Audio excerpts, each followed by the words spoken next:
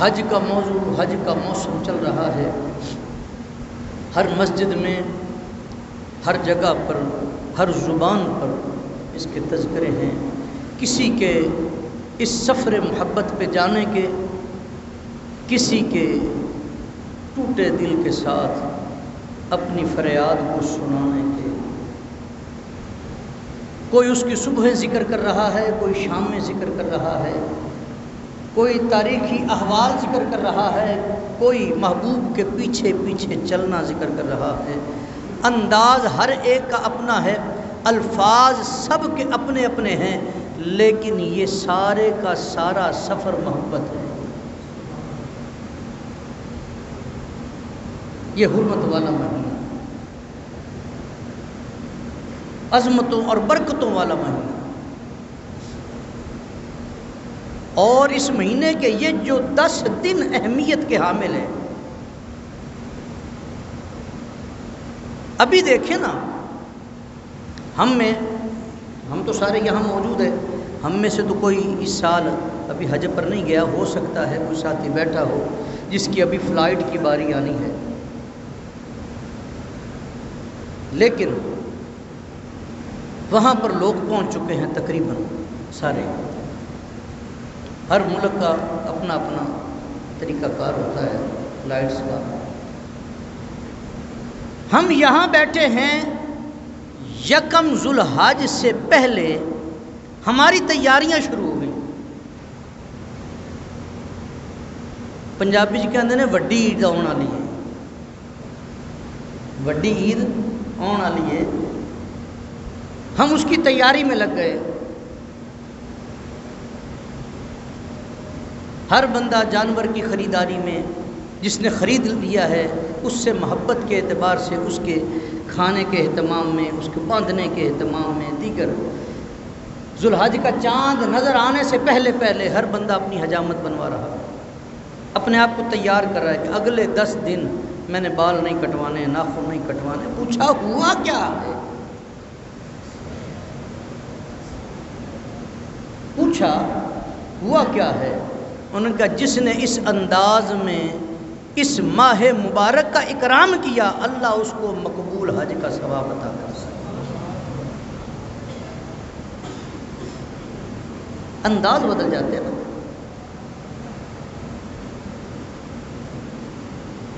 ساتوں آسمانوں کے اوپر اور اللہ کے عرش کے نیچے رب کا ایک گھر ہے جس کو بیت المعمور کہا جاتا ہے. بیت المعمور کہا جاتا ہے، وہ فرشتوں کا کعبہ ہے. وہ فرشتوں کا، فرشتے وہاں طواف کے لیے جاتے ہیں. جب احرام باندھے وہاں طواف کے لیے جاتے ہیں. وہاں کا پروٹوکول کیا ہے کہ ایک وقت میں بیت المعمور میں 70,000 فرشتہ داخل ہوتا ہے. ایک وقت میں بیت المعمور میں کتنا فرشتہ داخل ہوتا ہے؟ اور جب سے بیت المعمور بنا ہے یہی سلسلہ چل رہا ہے. وہ وہاں پہ طواف بھی کرتے ہیں، وہاں پہ عبادت و ریاضت جو بھی معاملات ہیں ان کے، وہ کرنے کے بعد پھر حکم ہوتا ہے اب بیت اللہ زمین پر چلے جاؤ. اب وہاں سے سفر شروع ہوتا ہے ان کا. پھر آگے بیت اللہ کا طواف کرتے ہیں. پھر آگے انسان طواف کریں نہ کریں، آج کا حاکم ڈر جائے کہ کہیں ایسا نہ ہو کہ عالمی برادری ہمارے ساتھ تعلق ختم کر لے گی، تو کرونا کے نام پر بیت اللہ میں طواف رکوانے کی کوشش کی جائے. لیکن وہ یہ نہیں جانتا یہاں پہ 70,000 فرشتے ہمہ وقت طواف کے عالم میں مصروف ہوتے ہیں. بیت اللہ کا طواف رک سکتا نہیں. کرونا میں تو لوگوں نے یہ دیکھا کہ ابابیل چھوٹا سا پرندہ ہے، قرآن پاک میں بھی اس کا ذکر ہے. سورہ فیل میں وہ جنہوں نے ہاتھیوں پر حملہ کیا تھا اپنی چونچوں میں کنکریاں لے کر. ابھی بھی کئی ساتھی وہاں پہ جاتے ہیں تو اکثر اس بات کو وہ منظر دیکھتے ہیں، کئی دفعہ اپنے کیمروں میں ریکارڈ کرتے ہیں کہ ابابیل آتے ہیں صبح صبح، دوپہر کو، شام کو، وہ ٹولی ٹولی بن کے آتے ہیں، وہ آ کے بیت اللہ کا طواف کرتے ہیں. آپ دیکھیں وہ طواف کر کے وہ چلے جاتے ہیں، پھر نئے آ جاتے ہیں. یعنی کعبۃ اللہ کا طواف رکنے والا نہیں، اور نہ ہی وہ آپ کا اور میرا محتاج ہے کہ ہم کریں گے تو ہوگا. نہ ایسا قطع نہیں ہے. پھر وہ فرشتے آ کے بیت اللہ کا طواف کرتے ہیں. جب طواف کر کے فارغ ہوتے ہیں، ان کی باری آتی ہے، ان کا ٹکٹ نکلتا ہے، ان کو کوڈ آ جاتا ہے. میں نے 3-4 لفظ مختلف آج کل جائیں نا مسجد نبوی شریف میں تو کہتے ہیں جی وہ اپنا وہ دکھاؤ اجازت نامہ، پھر آپ کو حضور کے روضے کی زیارت کے لیے اندر جانے دیں گے. وہ ایپ کے اوپر وہ اجازت نامہ وہ دکھاتے ہیں، پھر وہ کہتے ہیں ہاں ٹھیک ہے اب آپ اندر جائیں، اور ریاض الجنہ شریف میں بھی اور دیگر. تو جب ان کی باری آتی ہے، ان کو اذن ملتا ہے، تو پھر وہ بیت اللہ سے چلتے ہیں، میرے مصطفیٰ کے دربار میں حاضر ہوتے ہیں، اور اپنے پر میرے مصطفیٰ کریم کی یہ کہانی نہیں سنا رہا، بہت سارے محدثین نے ان کو نقل کیا. وہ اپنے پر بیت اللہ روضہ رسول سے مس کرتے ہیں، اس سے برکت حاصل کرتے ہیں، پھر واپس پلٹ جاتے ہیں. یعنی انہوں دا حج ایویں ہی پورا ہوتا ہے. نوری ہے نا. اور ہمارے لیے کیا ہے، یہاں سے حاجی چلتا ہے، یہاں سے حاجی چلتا ہے، اس کا انداز ہی بدلا ہوا ہے.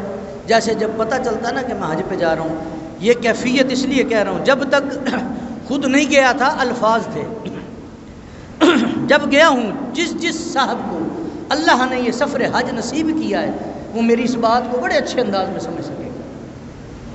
وہ کیفیت جو ہے، وہ کیفیت تب تک نہیں آتی جب تک بندہ اس منزل پہ خود نہیں چلتا. جب وہ یہاں سے چلتا ہے نا، اس کا انداز بدلا ہوتا ہے. یہاں سے چلا، گھر سے احرام باندھا یا ایئرپورٹ سے یا جہاز میں. جب وہ جدہ یا مدینہ پہنچا، وہاں سے سیدھا مکہ کی طرف نکلا.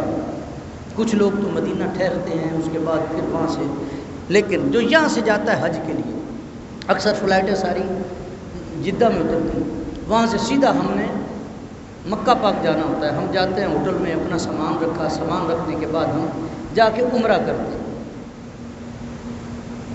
اور وہ جو بندہ جس کو یہ موقع پہلی بار ملا ہے، ہر قدم پر اس کا حال کیا ہوتا ہے. مدینے کا سفر ہے اور میں نم دیدہ، جبیں افسردہ افسردہ، قدم لرزیدہ لرزیدہ. وہ ہر قدم پہ ڈگمگا رہا ہوتا ہے، مالک میں آیا ہوں یہاں پہ، مجھ کمینے کو موقع مل گیا، تو نے مجھ پر کرم کر دیا کہ میں آج تیرے گھر کی زیارت کے لیے آیا ہوں، پھر تیرے گھر سے تیرے محبوب کے گھر کو جاؤں گا. حضور میں ہوں وہ ایک بے نام سا مسافر، ڈرا ڈرا سا وہ سہما سہما، شرم سے اپنی نظر جھکائے جو آ رہا ہے، قدم قدم لڑکھڑا رہا ہے. حضور میں ہوں. وہ آئے کیسے، اپنا چہرہ دکھائے کیسے، شرم کے مارے جو دونوں ہاتھوں سے اپنا چہرہ چھپا رہا ہے. حضور میں ہوں. وہ تو اس وقت لڑکھڑا رہا ہے کہیں غلطی نہ ہو جائے. اپنے آپ پر نازاں بھی ہے کہ چن لیا گیا ہوں، ڈر اس لیے رہا ہے کہیں غلطی نہ ہو جائے، کہیں غلطی نہ ہو جائے. پھر وہاں سے چلتا چلتا جا کے پہلے عمرہ کرتا ہے. عمرہ کرنے کے بعد یہ حج تمتع کی بات کر رہا ہوں. اس کے بعد اپنی رہائش گاہ پر آ کر، سر منڈوانے کے بعد اپنی رہائش گاہ پر آ کر اس نے احرام کو کھول دیا. اب آس لگائے بیٹھا ہے پوچھا حاجی یار حج کے لیے تو آیا ہے، اتنا لمبا سفر کیا، تو یہاں پر پہنچا، آگے ہوٹل میں ٹھہر گیا ہے، اے سی لگا ہوا ہے، تو آگے کیوں نہیں جاتا، مینا کیوں نہیں جاتا؟ وہ کہتا ہے بڑی محبت سے، کہتا ہے یار آپ نے اور بات سمجھی ہے، حج تو ہو ہی جائے گا نا۔ وہ کسی نے اس بات کو بڑے دوڑ میں بڑا خوبصورت انداز میں لکھا ہے، انہوں نے کہا پانی زم زم دا پر آیا، حج دا بہانہ ہا ویکھن تیرا میں کر آئی۔ وہ کہتا ہے خبر ہے کہ مصطفیٰ آنے والے ہیں، مجھے خبر ہوئی کہ حضور آنے والے ہیں، میں تو انتظار میں ہوں کہ حضور سے ملاقات کس وقت اور کس جگہ ہوگی۔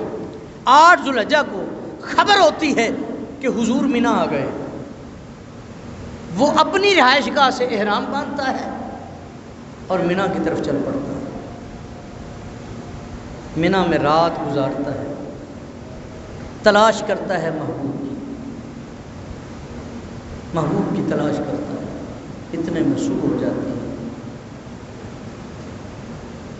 تلاش جاری ہے، اذن مل جاتا ہے کہ پتہ چلتا ہے حضور تو عرفات چلے گئے۔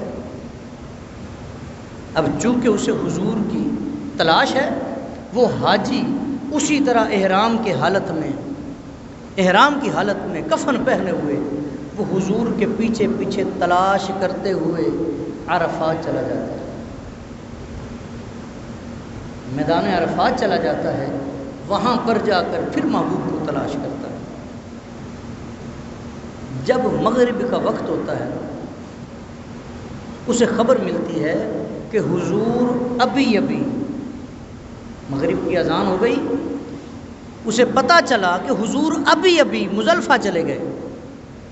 وہ پھر رکتا نہیں، وہ کہتا ہے اب حضور نے یہاں نماز مغرب ادا کی؟ کہتا نہیں، ان کا حضور کہیں نہ کہیں تو ادا فرمائیں گے نا، تو وقت کم ہے، حضور کے پیچھے چلو۔ وہ عرفات سے بھاگتا ہوا وہ حضور کی تلاش میں مزدلفہ چلا جاتا ہے، وہاں پہنچتا ہے، تلاش میں حضور نہیں ملتے، وہاں پہ جماعت کے ساتھ مغرب اور عشاء کی نماز اکٹھی پڑھتا ہے۔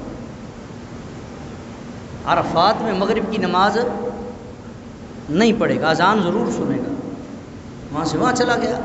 اب رات اسی طرح گزر گئی، فجر ہوئی، پتہ چلا حضور تو پھر مینا چلے گئے، پھر وہ وہاں سے چلتا ہوا مینا پہنچا، پھر پتہ چلا حضور تو جمرات چلے گئے، حضور کی تلاش میں جمرات نکلتا ہے، وہ تلاش محبوب میں چلتا پھر رہا ہے۔ پوچھا ہوا کیا ہے؟ پتہ کیسے چلتا ہے کہ محبوب یہاں سے گزرے ہیں؟ ان کا جہاں جہاں سے وہ گزرے، جہاں جہاں ٹھہرے، وہی مقام محبت کے جلوہ گاہ بنے۔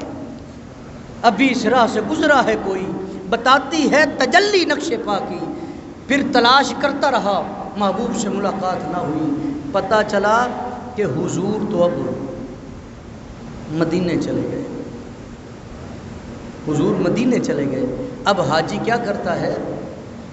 وہاں سے حج مکمل ہونے کے بعد اب وہ کہتا ہے کہ میں اب حضور سے ملے بغیر تو نہیں کرتا، وفا اسی میں ہے کہ یار سے مل کر جایا جائے۔